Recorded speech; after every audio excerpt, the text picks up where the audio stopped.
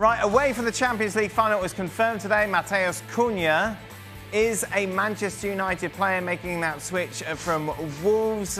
United have triggered that £62.5 million release clause. Is this going to be a success or a failure, Gab? I think there were better options out there. My unease with Cunha is that, we're going to find out, right? Are they signing him to play behind the striker, or are they signing him to be the center forward? I think with that money, you could have gotten somebody else, like, say, Victor Osimhen, and yes, I'm obsessed with him, but who I think would have really addressed the needs in terms of the center forward position, which I think is more of an issue given you still have Bruno and Amad Diallo there, and is roughly the same age. And unlike Matheus Cunha, does not have a history of ill discipline and getting into rows with opponents and teammates and stuff like that. So yeah, I mean, he may do well, but I don't love this deal. I want to talk about what's going on at City, Jules, because there's a couple of players that have been linked to that move to Pep Guardiola's side. Shirky being one of them, and this would be an actual player that you've seen, unlike many others, as to whether or not he is a good move for City. I think at his age, his value is the fee for him, which is around £35 million, a little bit less than that. But the talent that he has, I think, would be a wonderful signing for Manchester City. I think he would fit this team perfectly. And Lyon is not Man City, or is not a top Premier League club. I get that.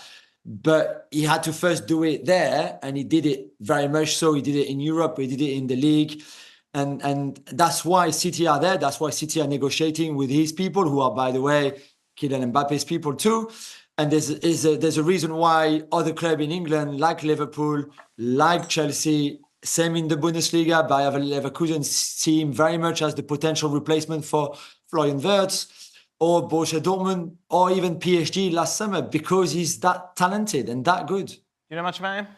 I know a lot about him, and I really appreciate the players, and he's a great player, but I think he doesn't fit on the Guardiola system. The guy is, do you remember Atem Ben Arfa? Yes. The so much talented midfielder, played for Newcastle, and that's the kind of players where with the ball the guy can do everything.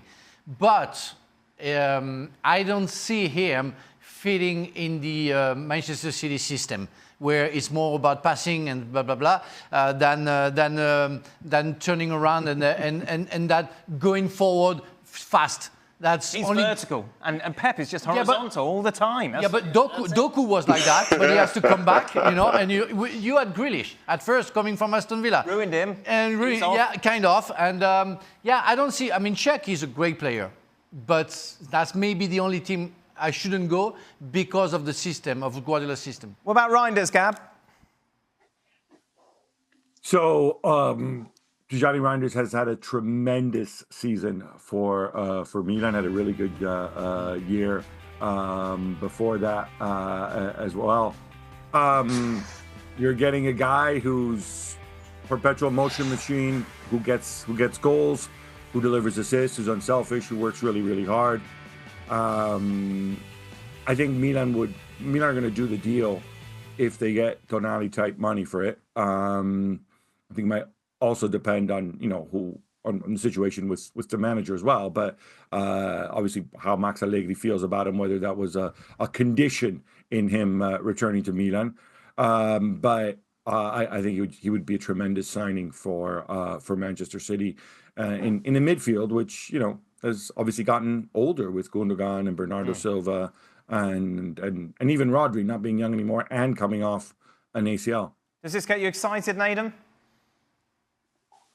Well, no, because, with Shirky, he can't play for City because not vertical enough. That's going to be the issue. And then Reinders, it might be a weather issue. Passive-aggressive, so many problems. Isn't it, Frank? That's a little bit. But I like Reinders. Are you say Reinders? Say it like whatever. That's what I do. Yeah, I love the players. And he will fit to Manchester City, because I don't want people thinking that I don't like or I hate, as you say, Pep Guardiola. I think, Reinders will fit perfectly to Manchester City. Naden?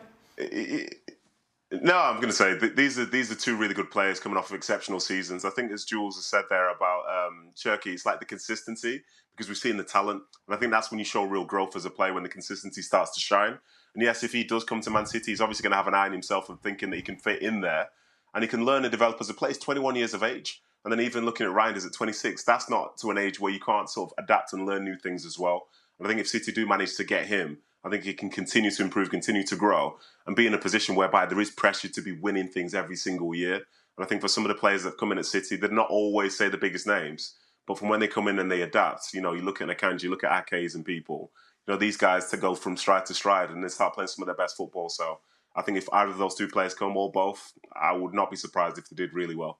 Last transfer, Liam Delap to Chelsea. Does that get you excited, Frank? I am. I don't know what's going to happen. No, I am, because we need a striker. We desperately need a striker. We like the Gunners, we need a striker, and he's a great to will he fit into it? Hopefully, yes. He had a very good season. But yeah, I'm like Gab. I like Osimhen. I want Osimhen. Right, to get him instead. Yeah. Nedum, Delap, obviously, from the City Academy. Yeah, he's done very, very well. I think seeing him come through the academy, he did really well. And then he obviously had to leave City, spent a little spell on loan in the Championship. And in fairness, I thought he was doing okay. But then when the deal came through for him to go to Ipswich to get a chance to go in the Premier League, I thought, well, let's see how he's going to do. Because it's a lot of money. 20 million is a lot of money for a striker that hasn't really tasted that football before. But in fairness to him, he was the guy who led the line so well for Ipswich to where they felt they had hope through probably the first 2/3 of the season. Obviously, that tailed away at the end. But now you're looking at somebody who's part of the conversation around playing for England. And at the age of 22, there's more to come. I think he's had that taste of it. And yes, the pressure of going to a place like Chelsea where there's an expectation you'll be in the Champions League. You should be going for trophies. That will be fresh to him. But I think he's got the potential to be able to do that. And people are buying into that.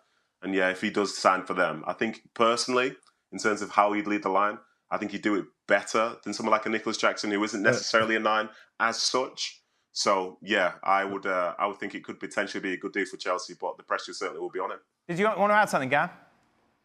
No, I just think, imagine how much Frank is gonna troll Nedum if Delap turns out to be a success at Chelsea, and you can say, between Delap and Cole Palmer for 70 million, we got two people who end up dominating the Premier League for the next decade.